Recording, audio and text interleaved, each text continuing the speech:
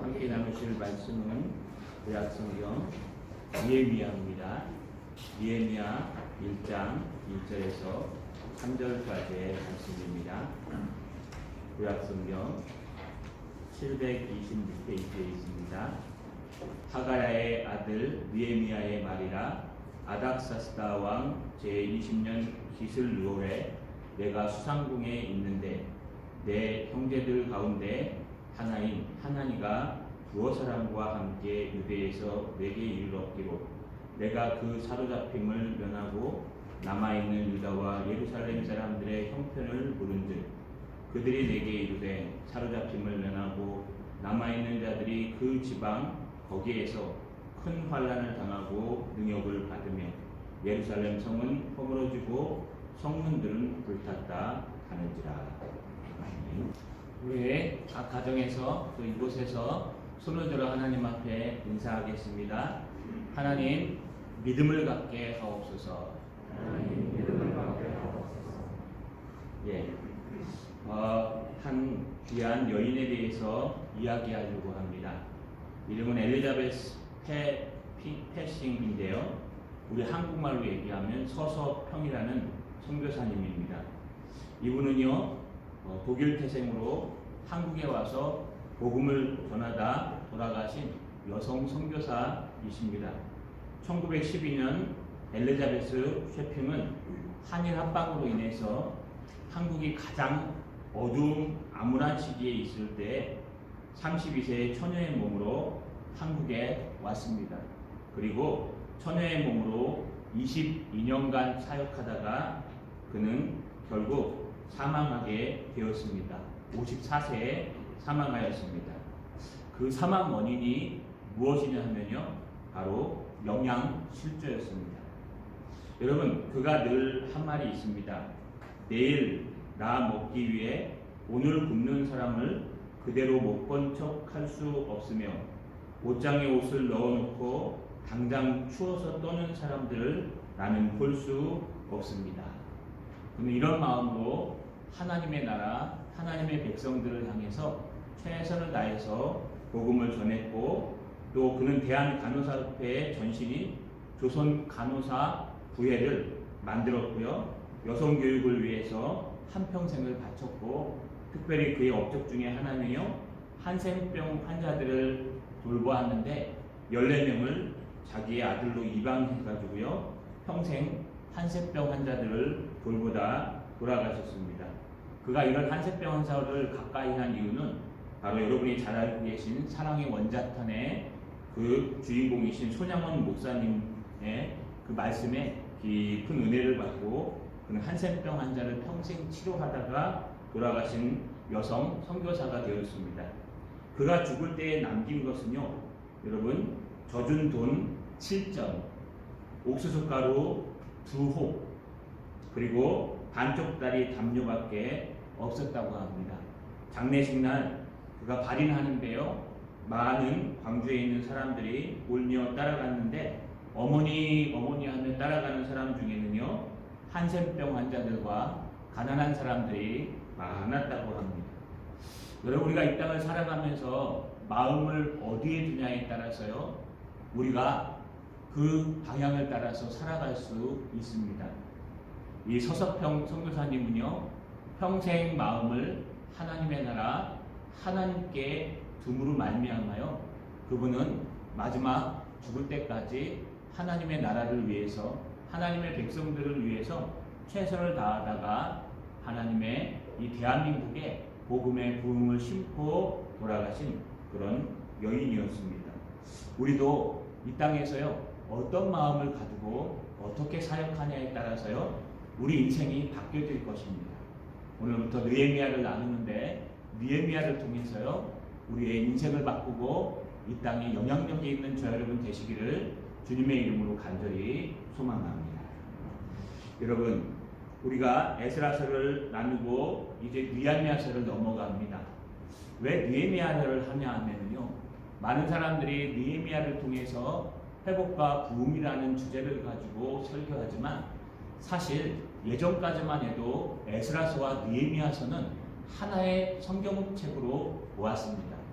그래서요, 이 에스라서와 느헤미야서를 하나로 성경적으로 보는 이유들은요, 여러 가지가 있겠지만 그 중에 하나가 뒤에 보시면 여러분 에스라가 하갈의 아들 느헤미야의 말이니라 하고요. 처음 시작할 때 아닥사스다 왕 제20년 기스롤에 내가 수상궁에 있는데 할 때 여기에 들어가는 접속사가요, 베라는, 영어로는 and, 우리나라 말로는 그리고라는 연결 접속사입니다.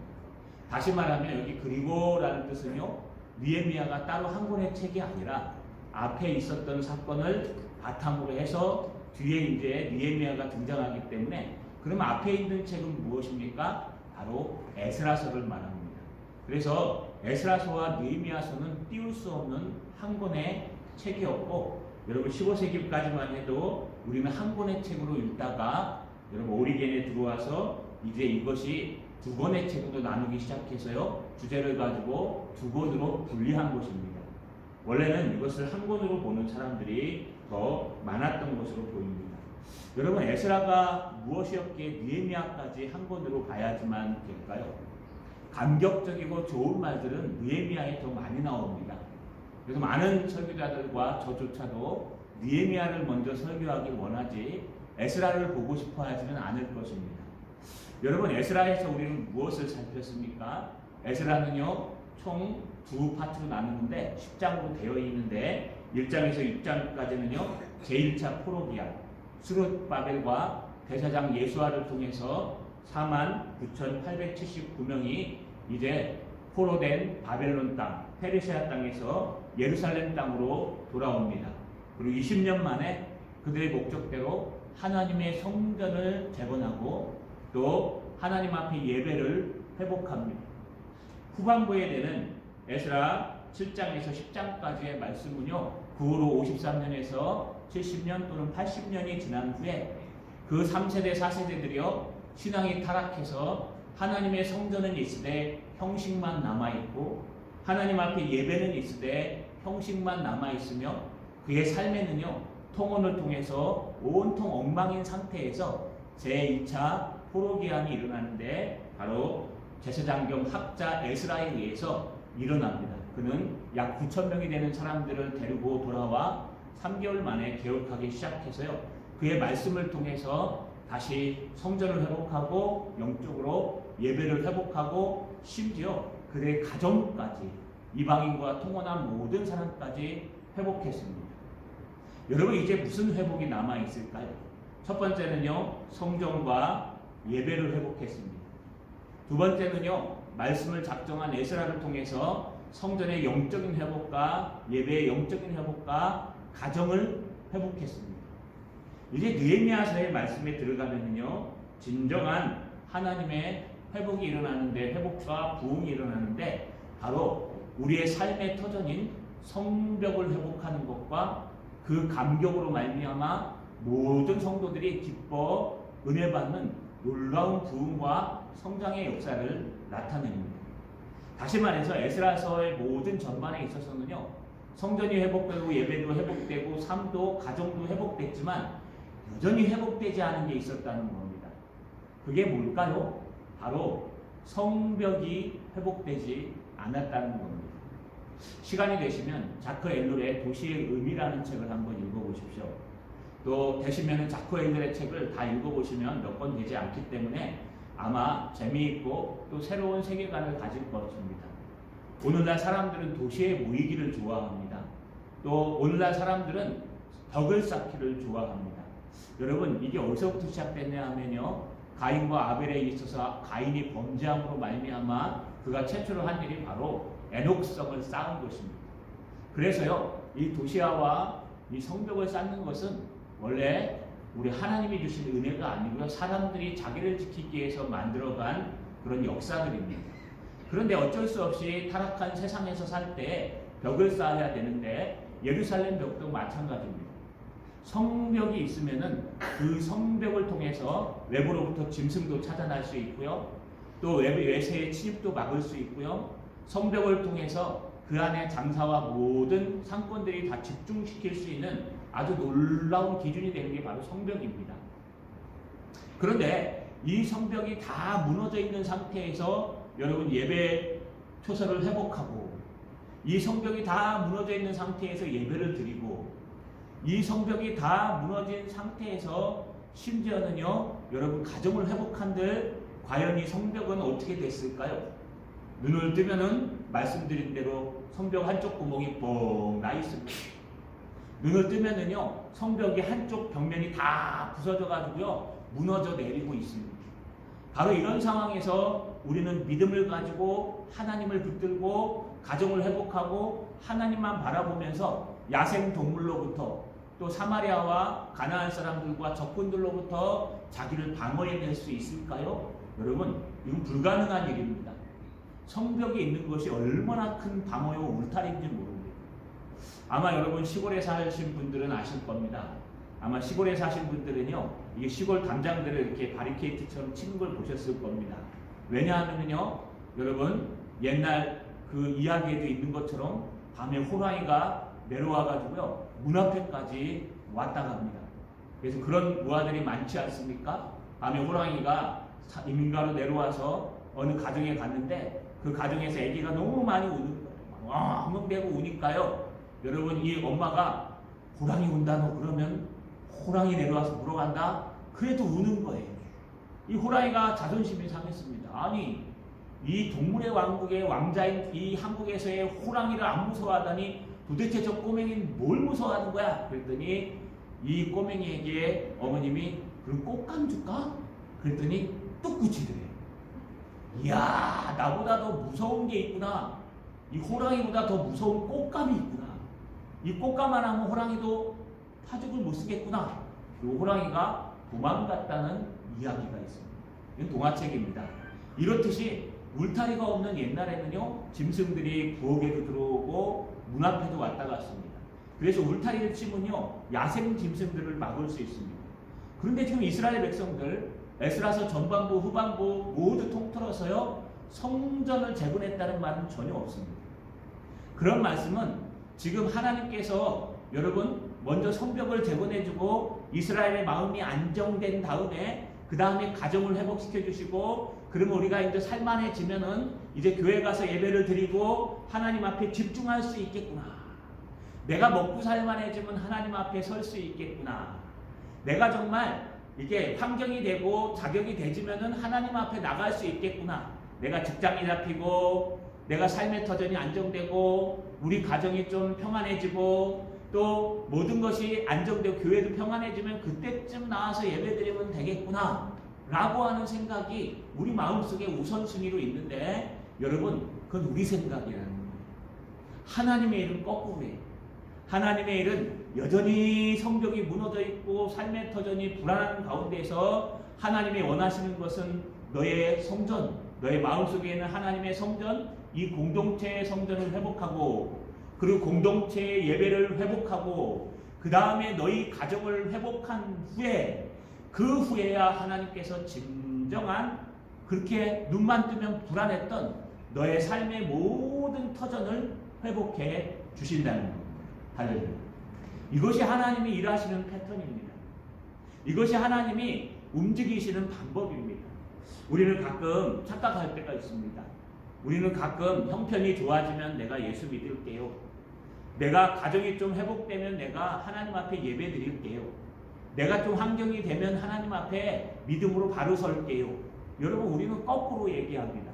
먼저 성벽을 재건해서 눈을 뜨면은 야생동물이나 적의 침입이 전혀 없는 땅에서 그 다음에 또 눈을 뜨면 내 아내와 남편과 자녀들이 잘 되는 환경에서 또 눈을 뜨면요 나에게 걱정 근심이 없어서 이제 정말 평안해질 때 그때쯤 하나님의 성전에 나와 예배하고 그때쯤 하나님 앞에 예배드리고 그때쯤 하나님 앞에 헌신하겠습니다 라고 얘기하는데 성경은 거꾸로 얘기해요.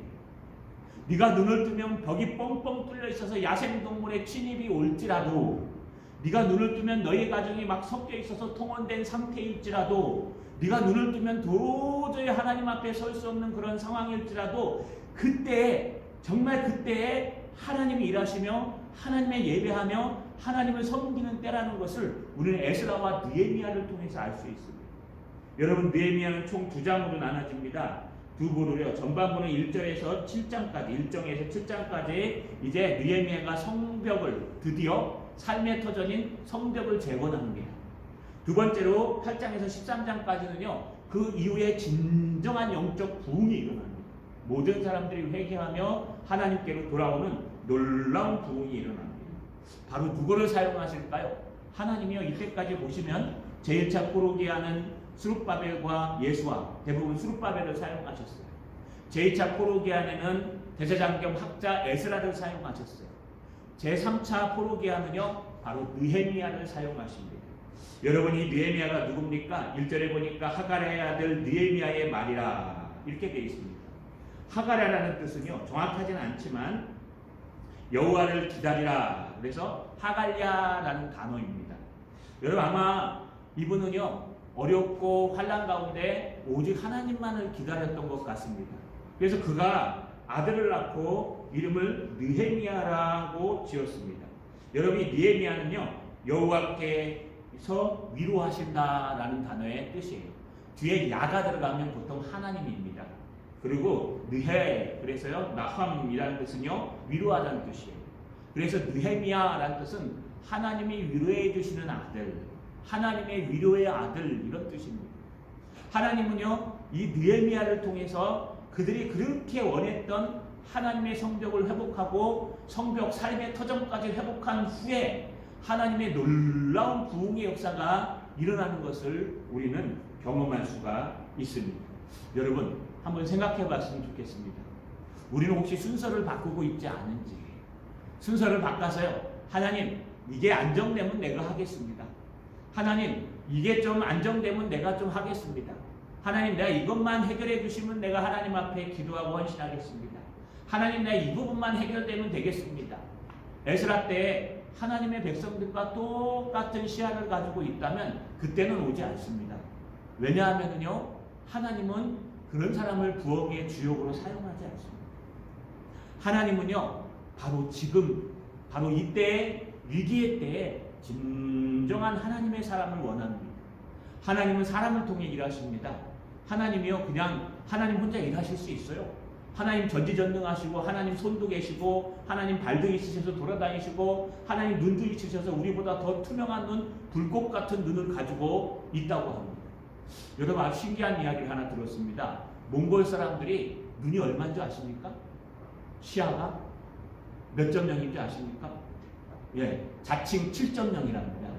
7.0 시야가 어디 있습니까? 그런데요, 몽골 사람들은 야생에 살아서요, 부모님이 되면은 그 시야가 넓어진대요. 그래가지고요, 아들이 지금 제대로 양을 치고 있는지 몇 킬로밖에 있는 만환경으로밖에 안 보일 수 있는 걸 가지고도요, 이렇게 눈을 가지고 다 본대요. 근데 그게 맞대요. 그래서 자칭 그들은 7.0이라고 얘기합니다. 당신 눈 얼마야? 7.0이요? 그런데요. 우리는 1.5만 돼도 얼마나 감사합니까? 뭐 0.2 마이너스 막 이렇게 내려가면요, 렌즈 두께가 옛날에 이만했습니다. 여러분 왜 그럴까요? 그 아버지가 아버지의 마음으로 자녀의 습성과 모든 걸 바라보면요, 뚜렷하게 보이지 않아도 대충 그 움직임만 봐도 저 녀석이 노는지 일하는지 다 알고 있는 거예요. 그게 마음이 그만큼 줌을 당겨가지고 그를 볼 수 있게 해주는 거예요. 여러분 하나님도 똑같아요.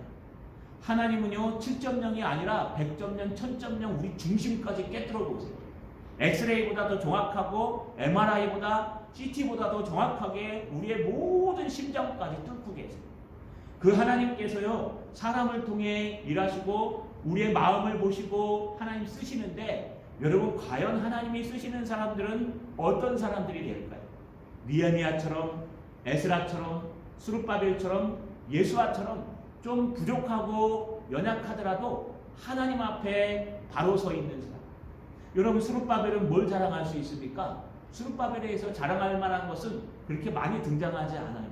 그러나 확실한 것은요, 학개와 스가랴의 말씀을 듣고 그 말씀을 붙들고 여러분 힘으로도 능으로도 안 되는 것을 만군의 여호와의 성령을 의지해서 여러분 다림줄만 들고 있었어요. 다림줄만 들고 있는데, 말씀만 붙들고 있는데, 학개 스가랴의 말만 붙들고 있고 성령만 의지해서 기도하고 있는데 하나님이 다 해결하셨어요. 성전을 재건하게 하셨어요. 에스라는 뭘 자랑할 게 있습니까? 자랑할 거 아무것도 없어요. 에스라가 자랑할 수 있는 것은요, 하나님의 말씀을 내가 평생 연구하고 준행하기로 결단한 것, 또 하나님의 말씀을 내가 평생 가르치고 전파하기로 결단한 것, 그걸 결단하자 하나님의 선한 손이 에스라 머리 위에 있으며 그를 인도하셔서 그가 개혁을 이루어냈습니다. 그럼 느헤미야는 뭘 자랑할 수 있을까요? 이제 느헤미야서를 살펴보면 알겠지만요, 그는 유능하고 뛰어난 머리와 뛰어난 모든 걸 갖고 있음에도 불구하고 그에게는 마음이 있었어요. 어떤 마음이요? 하나님의 백성들을 향한, 하나님을 향한 간절한 마음이 있었다는 거예요. 여러분, 이게 하나님이 쓰시는 사람들입니다. 다 잘할 필요는 없습니다. 다 거룩할 필요는 없어요. 그러나 여러분, 하나님이 우리를 쓰실 만한 무엇 하나는 가지고 계셔야 돼요. 하나님이 여러분을 쓰실 만한 무엇 하나는 여러분 틀림없이 여러분 지키고 있어요. 성실하든가, 아니면 마음이 착하든가, 아니면 마음이 하나님께 집중되어 있든가, 아니면 오직 하나님만 바라보든가, 여러분 가장 중요한 것은 우리 마음에 달려있다는 거예요. 아까 서석평 선교사님이 여러분 오직 마음이 어디에 있습니까? 하나님께 있기 때문에 처녀로서 54세에 죽으면서요 남긴 게 별로 없는 사람들만 남기고 갔어요. 왜 그럴까요?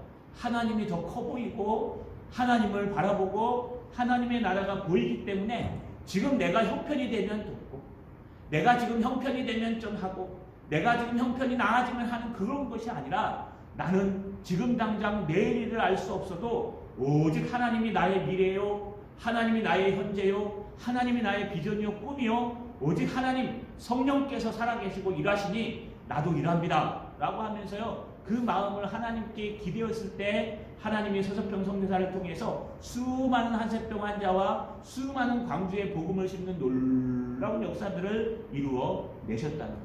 할렐루야. 여러분 마음은 어떻습니까? 하나님의 쓰시기에 합당한 마음이십니까? 정말 오직 하나님 한 분만을 바라보며 성실하게 일하고 계십니까? 아니요, 내가 하나님이 먼저고 그 다음에 두 번째 뭐 내일이요 다른 것으로 협평하고 있습니까? 사람들이요 시간이 지나면 저조차도 그런 것 같습니다. 처음에는요 정말 살려달라고 하나님 앞에 기도하고, 하나님 이 문제만 해결되게 해주십시오, 이렇게만 해주십시오 하고 기도합니다. 처음에 막 그렇습니다. 그런데 그 문제 해결되면요 사라져요. 마음이요 마치 내가 한 것처럼 의를 내게 돼요. 제가 아는 목사님이 있는데 개척하기 전에 죽고 싶다고 그랬어요. 정말 앞길이 안 보여서 여러분 자기 집에서부터 개척해갖고 막 할 때 여러분 같이 위로하고 함께하고 그가 했던 모든 걸음걸음, 교회를 어디로 다니는 모습, 모든 것을 다 봤어요. 그런데요 교회가 부흥했어요. 그래서요 교회가 저희 교회만 해줬습니다. 그러고 나서 만나니까요 하나님이 사라졌어요. 그전에는 다 하나님 은혜다, 하나님이 이 문제를 해결해 주시고 나는 못한다 이러던 사람이요 여러분 나나되니까 이런 걸 하지, 나나되니까 이 정도 성공했지, 야 나는 역사야, 이 땅에서 정말 하나님밖에 없어 라고 얘기하지만 결국 자기가 하는 거예요. 물론 뭐 아무도 못 쫓아가면 저는 흉내도 못 냅니다. 여러분 개척 아무나 하는 게 아니에요. 그런데 가만 두고 보면요 시작은 정말 하나님의 마음으로 시작했는데 그 끝은 자기 자랑으로 끝날 때가 있는 것 같아요. 저조차도. 여러분 어떠십니까? 여러분 하나님이 쓰실 만한 사람이십니까? 하나님 나는 무지하고 무능하며 무기력해서 만군의 여호와께서 말씀하신 대로 내 힘으로 내 능력으로 되는 것이 아니라 만군의 여호와의 힘 하나님의 성령으로 되느니라 라는 말씀대로 주님이 하셨습니다. 나의 나된 것은 하나님의 은혜입니다. 우리 가정이 이렇게 회복된 것은 하나님의 은혜입니다. 우리 자녀들이 이렇게 잘 되는 것은 하나님의 은혜입니다. 우리 직장이 이렇게 버텨주는 건 하나님의 은혜입니다. 내가 건강하게 두 다리로 예배드리는 건 하나님의 은혜입니다. 하나님밖에는 자랑할 게 없습니다. 그러면요 하나님이 수룹바벨처럼 여호수아처럼 에스라처럼 느헤미야처럼 준비된 사람들을 향해서 쓰신다는 거예요. 자 여러분 하나님 앞에 겸손히 낮아지셔서 하나님이 쓰시는 성도들 되시기를, 또 그런 목사 되기를 주님의 이름으로 축원합니다. 여러분 이제 에스라서에 대한 말씀이 시작됩니다. 오늘 2절에 보니까 내가 형제들 가운데 하나인 하나니가 두어 사람과 함께 유다에서 내게 이르렀기로 내가 그 사로잡힘을 면하고 남아있는 유다와 예루살렘 사람들의 형편을 물은즉. 여러분, 지금 에스라가 한 사람을 만납니다. 세 사람을 만나겠죠. 어떤 사람을 만납니까? 내 형제들 가운데 하나인 하나니를 만납니다. 근데 이 하나니가 그냥 같은 동포기 때문에 형제인지 아니면 진짜 형제인지는 알 수는 없습니다. 그러나 보수적인 주해를 보면은요, 여기 히라는 게 들어가서요, 여러분 어떻게 번역하냐면 내 형제들 가운데 바로 그 하나니를 만나니라 라고 하는 걸 보면, 여러분 이것은 분명히 하나니가 에스라의 형이거나 동생일 것으로 추정됩니다. 에스라의 형제들 가운데 하나니라는 이 형제가 있었는데, 이 사람은 아마도요 제1차 포로기한 때 에스라를 따라서, 여러분 느헤미야의 형제인 에스라를 따라서 갔던 것 같습니다. 그리고 에스라 이후에 13년이 지나서 다시 그가 하나니아로 온 겁니다. 그걸 어떻게 알 수 있냐면요, 1절 하반절에 보니까 아닥사스다 왕 제20년 기슬월에 내가 수상궁에 있는데, 지금 느헤미야가 어디 있냐면요, 수상궁에 있습니다. 그것도 아닥사스다 왕 에스라를 보낸 그 왕입니다. 그 왕 20년에 거기에 있습니다. 근데 에스라가 언제 갔냐면 에스라가 7년에 갔어요. 아닥사스다 왕 7년. 그러니까 약 13년이 지난 겁니다. 13년이 지나서 수상궁에 있는데 지금 자기 동생 하나니가 두 사람과 함께 그에게 온 거예요. 여러분, 이 13년이 지난 후에 에스라가 수상궁에 있다고 합니다. 이 수상궁이 얼마나 좋은 궁인지 한번 찾아봤습니다. 여러분, 이 수상궁은요, 어떤 궁이냐 하면요, 아닥사스다 왕 제20년 기슬월에 아마 BC 444년일 겁니다. 여러분, 이때는 아마 기슬루월은요, 유대 달력으로 하면, 태양력으로 하면 12월을 말합니다. 겨울을 얘기합니다. 여러분, 이 겨울을 말하는데 이 수상궁은요, 겨울에 페르시아 왕들이 머무는 궁이었습니다. 근데 너무 좋아서요, 겨울뿐만 아니라 가을이 시작되면 일찍 가서 봄이 끝날 때쯤 나올 정도로 아주 유명한 궁이었다고 합니다.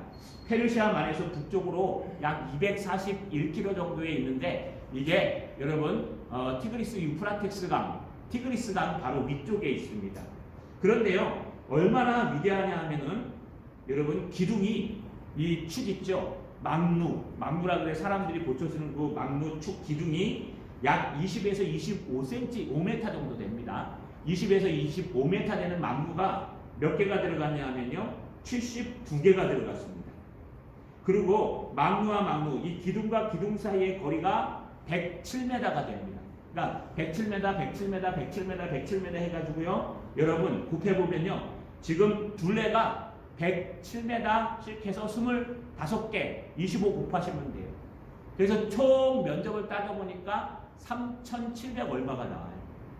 여러분, 그 정도로 큰 성이고 거대한 성에다가 여러분 이 바람막이와 모든 경치들이 있어가지고요, 산과 병풍이 바람을 막아줄 정도로 아주 겨울에 있을 만한 눈이 아름다운 위대한 성입니다. 거기에 느헤미야가 어떻게 있습니까? 술 맡은 간원장으로 있습니다.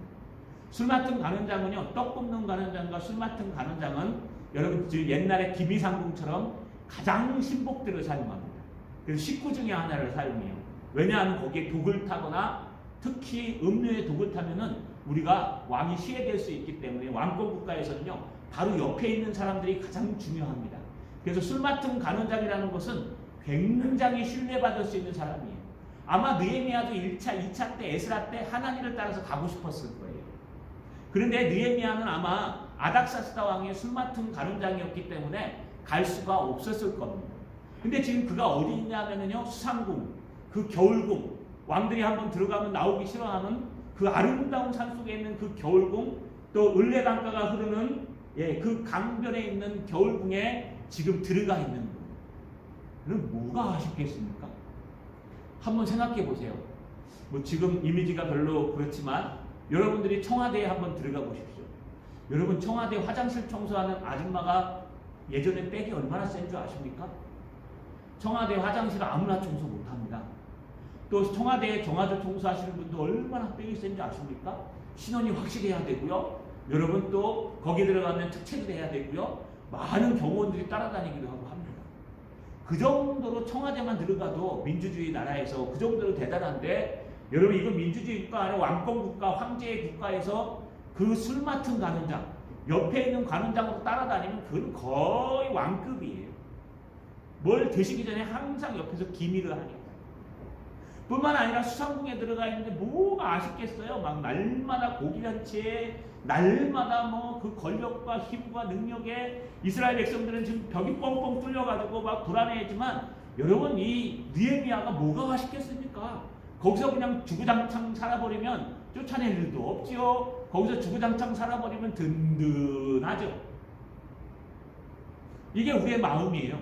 하나님 신앙이 어찌됐든 그냥 먹고 살만 하고 든든하고 여러분 튼튼하면 그만입니다. 뭐 이래 하면은 뭐 아쉬울 거 없잖아요.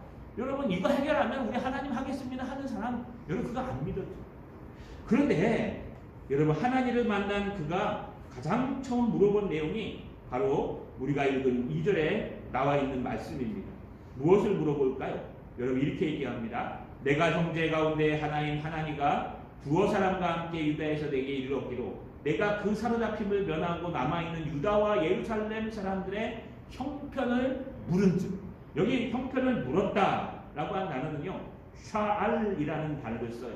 히브리어에 이 샤알이라는 것은요 여러분 그냥 묻는 게 아니라요 간청하다, 간절히 요구하다, 너무 궁금해서 문의하다. 그러니까요 간절하게 물어보는 거예요. 그것도 만나자마자 탁 붙들고 하나님 잘 지냈다. 그러면 형 잘 있었습니까? 그래 동생 잘 있었냐? 뭐 어떻게 지냈냐? 가족들은 어떠냐? 이것부터 물어봐야죠. 뭐 부모님이 있으면 부모님은 어떻게 살고 계시냐? 뭐 이것부터 물어봐야 되는데, 지금 느헤미야는 뭐부터 물어보냐 하면 사로잡힘을 면하고 남은 자들. 여러분 이 사람들은 사로잡힘을 면하고 남은 바벨론에 남아있는 사람들이 아니라 모든 사로잡힘으로부터 벗어난 제1차 포로기한, 제2차 포로기한, 또 거기 살고 있는 하나님의 백성들, 남아있는 하나님이 선택한 많은 하나님의 백성들과, 또 하나는 예루살렘 성을 얘기합니다. 예루살렘 사람들이라고 표현하는데 사람들이란 말이 없고 예루살렘에 대하여 물었다고 얘기해요. 그러니까 하나님의 성전이 있는 예루살렘과 또 거기에 사는 모든 백성들, 하나님의 백성들이 지금 상태가 어떠냐?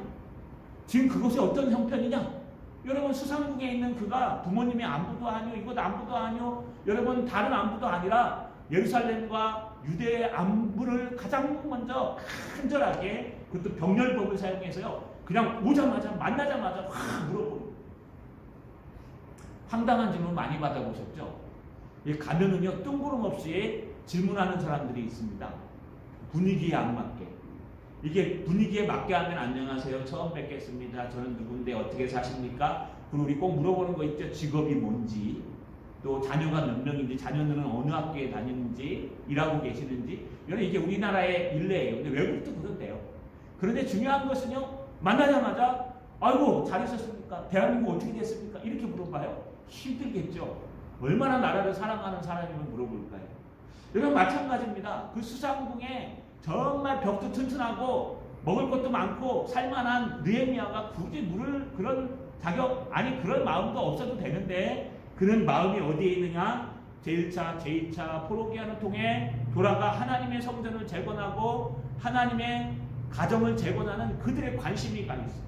그들의 지금 형편이 어떠하냐? 그들의 지금 상황이 어떠하냐? 그들이 지금 잘 살고 있느냐? 성전은 재건됐느냐? 성전 재건된 건 알겠지요. 2차니까요. 그 성전이 회복됐느냐? 또 그들이 에스라의 말씀처럼 지금 변화되고 있느냐? 13년이 지났는데 지금 말씀으로 변화되고 있느냐? 그게 궁금해서요 지금 자기 형제 하나님과 둘이 같이 온 사람들에게 물어보았다는 거예요. 여러분 이게 관심이에요. 하나님이 에스라를 쓰시는 이유는 그가 현명해서도 아니요, 그가 뛰어나서도 아니에요. 물론 뛰어납니다.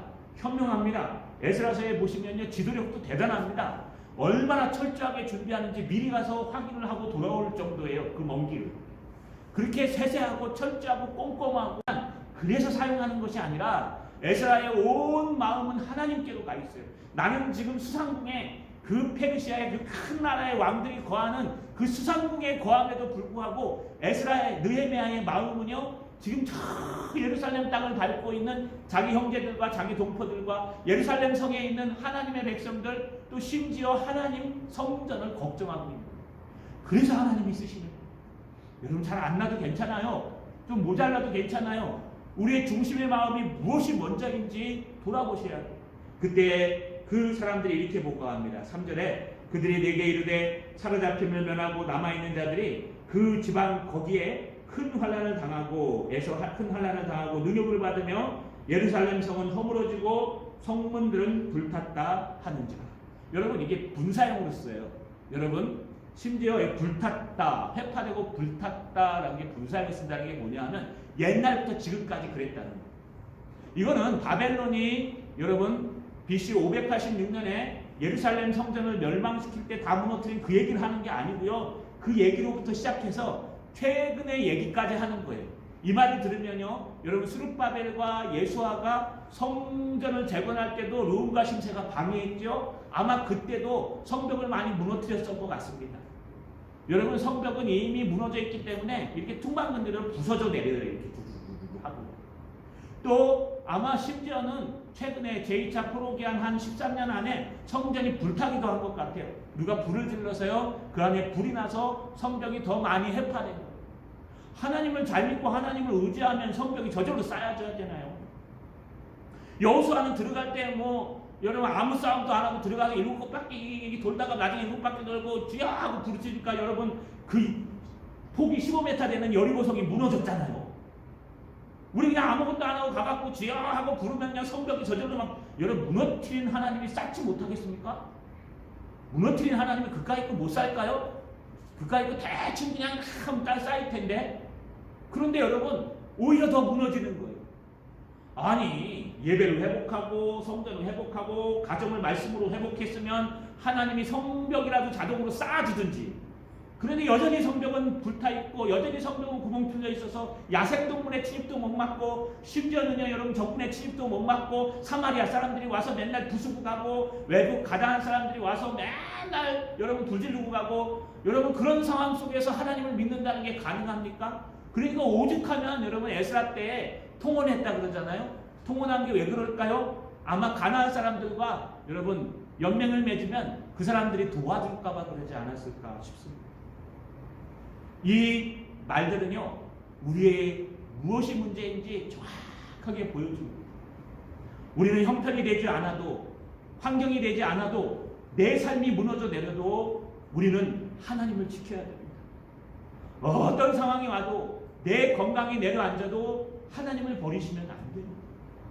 하나님의 성전, 여러분 마음이 성전인 것을 아십니까?